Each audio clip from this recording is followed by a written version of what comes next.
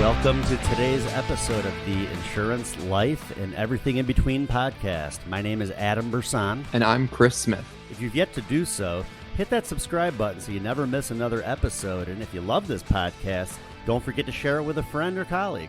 We greatly appreciate your help and support.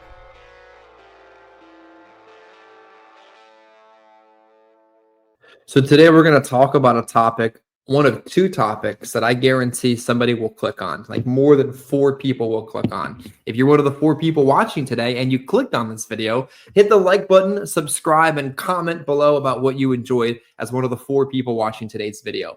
Today, Nick, we're going to talk about leads. There are 2 ways to get people's attention on Facebook or YouTube. It's to talk about products, to talk about leads, and to talk about the sky falling. And we're going to enter that holy trinity today of talking about leads. How's that sound? I love it. I love nothing more than talking about leads. Talking about leads is literally my favorite thing to talk about. So I was talking to Dave Duford yesterday, who runs appears to be a very successful free lead platform, and kind of the wherewithal and the process and the how he kind of quality controls that distribution. Totally different discussion. Free leads we could spend 3 hours talking about. Whole different thing. I was doing a toolkit demo today, and I had an agent asking a bunch of questions about leads, which is exciting because we want to sell leads through Toolkit. But then something came up. They said to me, Nick, well, is this one of those campaigns that if I place an order today, the whole thing is going to get filled today? And you were like, no, dear God, that's terrible. In just as many professional words, I did say, yes, that would be terrible. And I went into great detail, took up most of the time on our demo with Toolkit explaining why that would be bad, but maybe enlighten the viewing audience, maybe if we have 5 or 6 people that watch this video, why you wouldn't want to buy digital leads from any vendor if that vendor filled the order in an entire day. Okay, so let's talk about, let's get into this by talking about the pros and cons of a digital Facebook, YouTube style lead. Facebook, YouTube, Google ad leads. I've never worked a Google ad lead, but I assume it works kind of sort of the same way. And so the real benefit of these leads is you can advertise to a very wide audience, and their barrier to action is low, which means you're going to get a lot of responses for not that much money. Facebook has raised their rates, but I mean, there was a time when it would be very, very, very possible to get like $3 and $4 leads off of Facebook. I don't think that's really possible anymore. Maybe it is on a large enough scale, but you get leads that are reasonably inexpensive, $15, $20, $25 leads, pretty good prices for leads. And if it's set up correctly, they'll come in real time. And so you can respond to them while they're still in that buying mode. But the downside is, even if you put in security questions, even if you put in your favorite hobby, your favorite candy, about 25 minutes after they've clicked on that ad, they've forgotten that they've done this thing. And it is only about 2 cents better than a cold call at that point. And I agree to an extent that the part of the problem is a lot of Facebook leads come in overnight. Like, Miss Betty's in bed scrolling Facebook, was at her sister's funeral. She knows she doesn't have insurance and she's searching insurance. So now it's being prompted on her social media. She clicks on it. She fills out her favorite vegetable. She sends it in and she falls asleep because the ad event's finally kicked in. Right. And unless automation is kicked in to respond to Betty and keep her up all night, I mean, the chances that in a week, a month, or in 6 months, you're going to get anywhere on that is very challenging. Extremely challenging. And to circle back to the original question, if the entire ad campaign is being filled all at once, it means without question that those leads had already been generated by the time you had purchased the ad. Correct. And if that is the case, they were generated probably more than 25 minutes ago. Probably. Yeah. I mean, maybe not, definitely not 100%, but almost certainly. It would be very difficult. If you've ever run a Facebook ad campaign for yourself, and I have many, I've spent thousands of dollars on Facebook campaigns that I've run myself. Ads come in like little bursts. You get a couple here, a couple there. Over the course of a day, maybe you get 20 or 30, but you're not getting them all at the exact same time. No. You get them as people are clicking on the links. And let's explain a little bit for the viewing audience as to why a slightly unscrupulous vendor would do something like that. It's not that they're like lying. It's that the way that Facebook optimizes, to the best of my understanding, is that when you run a campaign long-term, longer than a week, you get better price per lead. Mm-hmm. When you're sure. you just leave that drawn on, as they would say in Philly, it works better for Facebook purposes. When you're turning it on, turning it off, that's where it drives up the cost, and that just doesn't. Facebook isn't designed to work like a direct mail campaign that an agent would get on Friday and door knock on a Sunday. No, and with Facebook, what you're really doing, if you're the advertiser, if you're the person who's running the ads, you're basically feeding an algorithm, and you're teaching Facebook's AI more or less how to find prospects for you so that it can show your ad to people who are most likely to be interested in clicking on the ad, not necessarily interested in buying from you, but definitely most interested in clicking on the ad. There are things you can do if you're running it yourself that you can increase the possibility that they will be prospects that will buy from you also. That's a different conversation for a different day.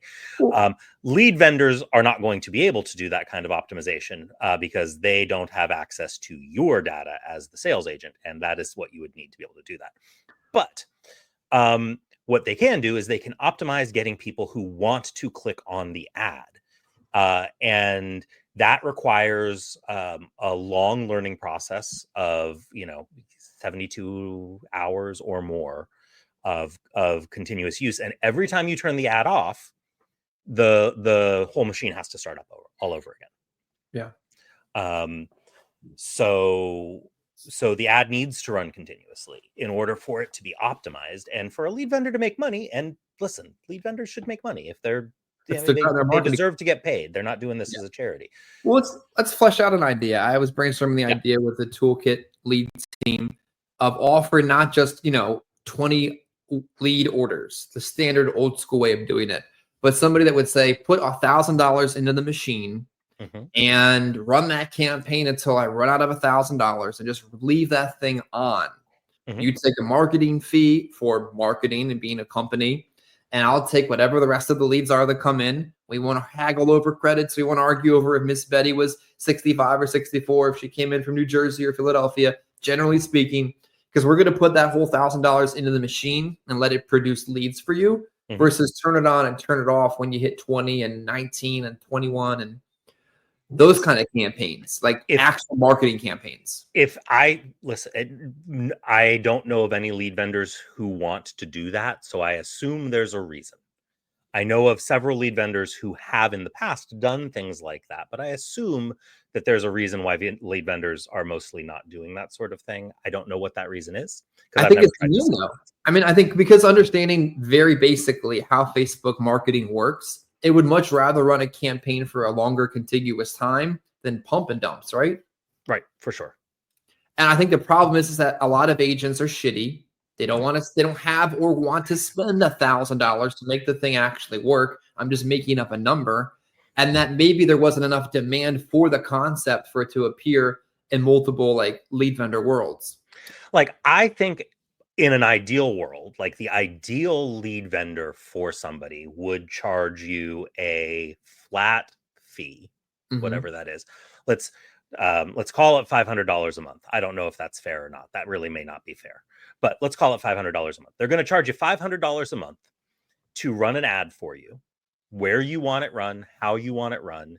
They'll kind of show you the map and show you what's excluded and what's included and the birthdays and the whole thing. And you kind of get to tweak it to your specifications.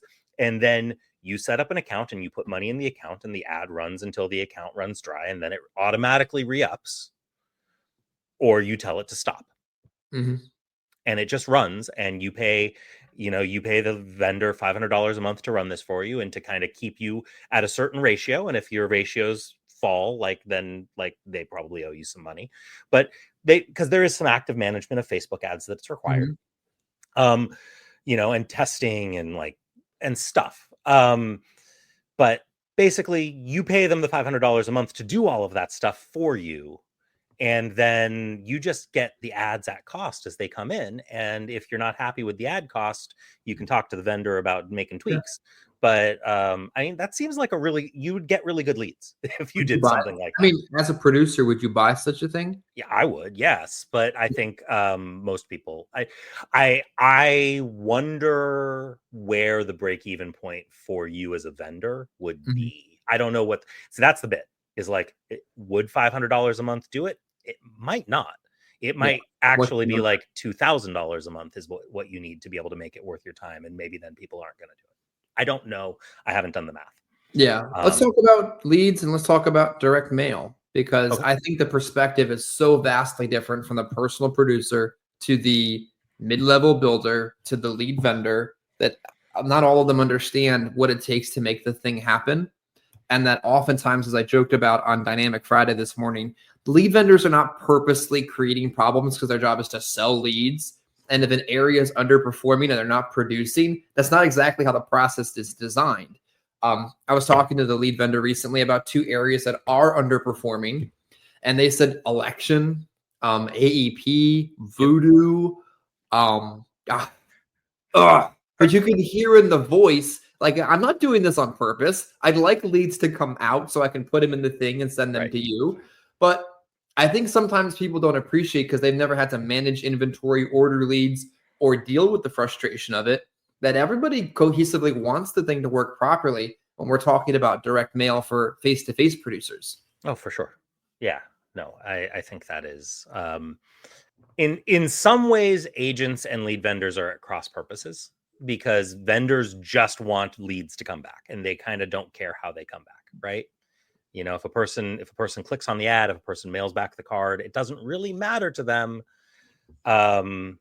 if that person is a good prospect. And agents only want the very best, hottest leads. Right. And then this is an irreconcilable problem. That's never going to go away. You're never going to get agents who don't want the very best, hottest leads, and you're never going to get vendors who don't want the very cheapest lead. True. I mean, you can kind of micromanage it a little bit and tweak filters. I tend to order 62 and older if possible, 60 and older on both final expense and Medicare. But sometimes we just take it straight in the pants. You'll get a CPL of $160 a lead because that lead drop sucked. Right. Or you'll get ones that are $12 a lead because that lead area overperformed. I looked at one order this morning. It was a set of 20. I got all 20 and I had 44 overages on that same order. So they dropped enough mail to produce double the amount, or it just voodoo magic sometimes. Yeah. And this is why, you need to, as the agent, be looking at things in the aggregate. You need to not be looking at things on an individual day by day, week by week, even month by month basis. You need to be looking at large samples. You need to be looking at 12-week samples, 6-month samples. What your CPL week to week is, especially if you're dropping per thousand, kind of doesn't matter, right? What's going to matter is, what does your CPL over a 3-month period of time look like? Yeah. But there's a lot of agents who don't have the cash to be able to give it 12 weeks, right? There's a lot of agents, if you're spending $750 a week on direct mail drops, that's a lot of money before you hit the week 12 and you actually know what you've got in terms of your data. And it really does require that much data before you know anything. I mean, anything less than 12 weeks is noise statistically. Yeah. I try to average it out when I get overly emotional, but most agents never get the money monkey off their back to get emotionless about their business. Yeah. I think sometimes agents in a moment of emotional frustration and financial panic forget that most of the time there's somebody sitting on inventory for them because they can't fill an order all in one day. Like that lady was wondering, did these all come in one day? I have inventory in certain areas right now, 51 for one agent's area. Okay, that's a little bit more than I'd like. But if they don't take that 50 they don't take 20 of that 50, the next week it's probably going to be 75 by accident. Next week it'll be 84. Like that snowballs very quickly and becomes very cost prohibitive, where I figured out 2 weeks ago, I was sitting on close to $20-some thousand of direct mail inventory. And it was kind of by accident. But agents don't always understand what that burden feels like, because they're just feeling the burden of not having the money to buy them. Help me with that cross purpose where the mid-level upline and the agent in the. Yeah, I mean, and it does suck for you. Like, it sucks for you because you're paying for those leads as they come in, regardless, right? Or actually, you're paying for those leads as they go out, regardless. Regardless of whether or not the agent actually ends up buying them at whatever cost per lead you guys negotiated. In many ways, it would probably be better for you, and maybe be better for your agents if they were just doing their own separate drops per thousand and just then them and the lead vendor, and it's just it. Yeah, the issue is that most agents, I feel like they should focus on selling and not marketing or managing. I think the average agent has a hard enough time being an agent, let alone a marketer, a lead manager, a accountant, a financial advisor, a parent, a human being. Like, they have a hard enough time to take on all these additional responsibilities that the hierarchy is what it's there for. Yeah, but at the same time, like, if you're just managing your own leads, it's actually not that hard to manage a direct mail lead drop, right? You sit down before you start, you figure out what zip codes you want to mail to, you talk to the lead vendor, you get the counts for how many people are in each of those zip codes. So you get a rough idea of like how quickly you will drop 1,000 pieces at a time to each of those zip codes. You decide, do you want to drop 1,000, 1,500, 2,000 more to each of those zip codes as you go through. And then you tell the lead vendor, here's my credit card, charge it every week for that amount. Let me know if it ever gets declined, and then just walk away. Right. And then you get what you get. Right. And like, give it like 3-4 weeks and you've got leads coming in and you should be ready to go, and you don't have to even worry about it or think about it. You just get what you get. Right. And that's true. That's true. Some weeks you'll get 10, some weeks you'll get 50. It'll all balance out, and it'll all in the wash. It'll take care of itself. Yeah. But I was thinking yesterday, as I was looking at an email from the financial team of roll-up debt, fun, like man up, woman up, let's manage it, or disappear, and then we'll hire someone to, let's just deal with it. It is if the entire broker model is broken, because in many cases, you've got guys like Dufour that are successfully launching free lead campaigns or agencies per se. You've got Ben Bowman running a free lead agency. You've got that concept working because lead costs are up and challenges are higher. I get that. But in many cases, I wondered yesterday as I stared at this Aflac debt and stressed momentarily, is just the whole thing broken, or are we an outlier in the whole concept? Like, are we just better at being us? And I don't mean that in an offensive sense. Like, is it broken, or are we just better than most? I don't know that it's broken. I do think that it is probably a good idea for less people than you and I maybe used to think that it was. Genuinely. I think that you and I, 6 years ago, 7 years ago, whenever we started doing this sort of stuff together, we would have conversations. I remember these conversations. We would have conversations about, hey, free leads are a ripoff. They're harming people. They're harming uplines. They're bad for everybody. Nobody should do free leads. And to an extent, I think that's still true. I still feel like free leads are a trap. But here's the thing that I have come to realize.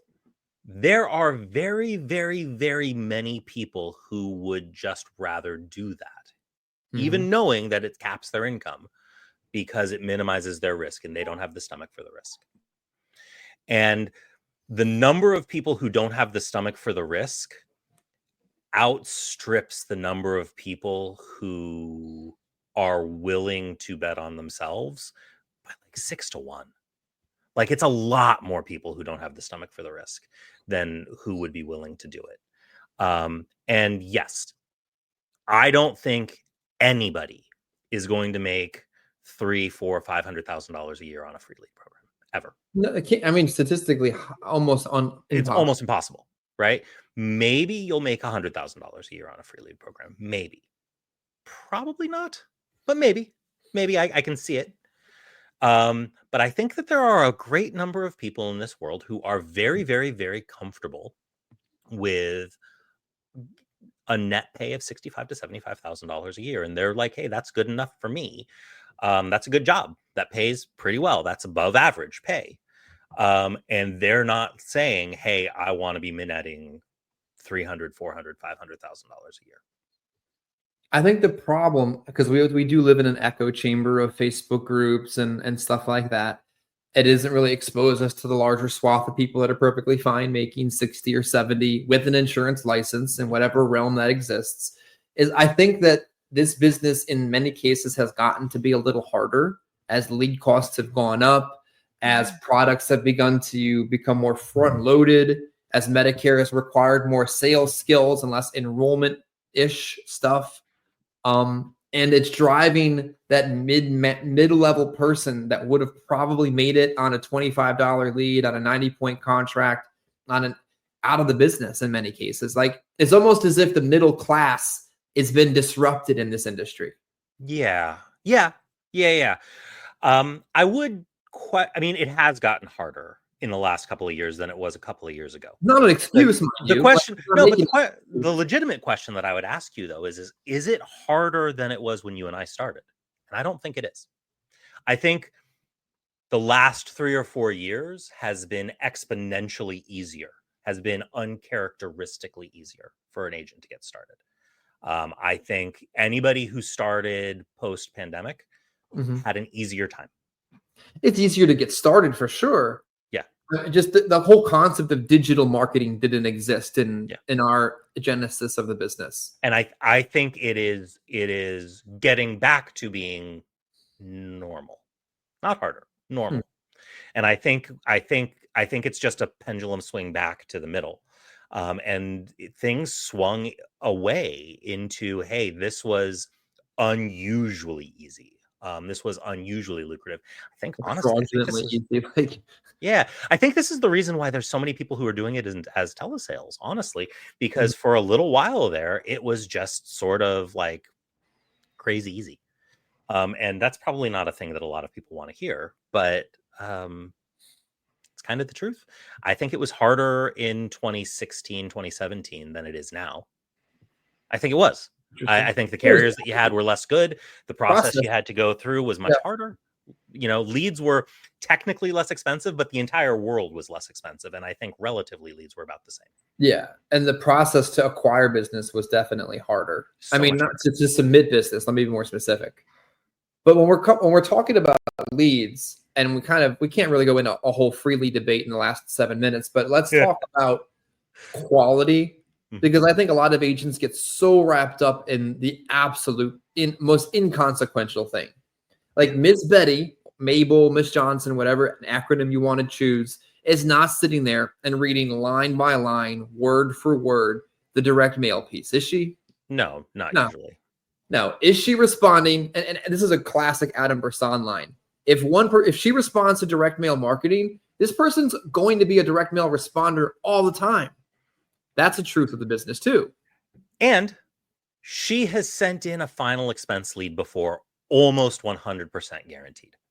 She has not only sent in a final expense lead before, she has sent in a final expense lead and spoken to a final expense insurance agent, probably more than one before, almost 100% guaranteed. But to get kind of more granular, I have agents that complain to me about things like, well, I don't want this useless Medicare lead.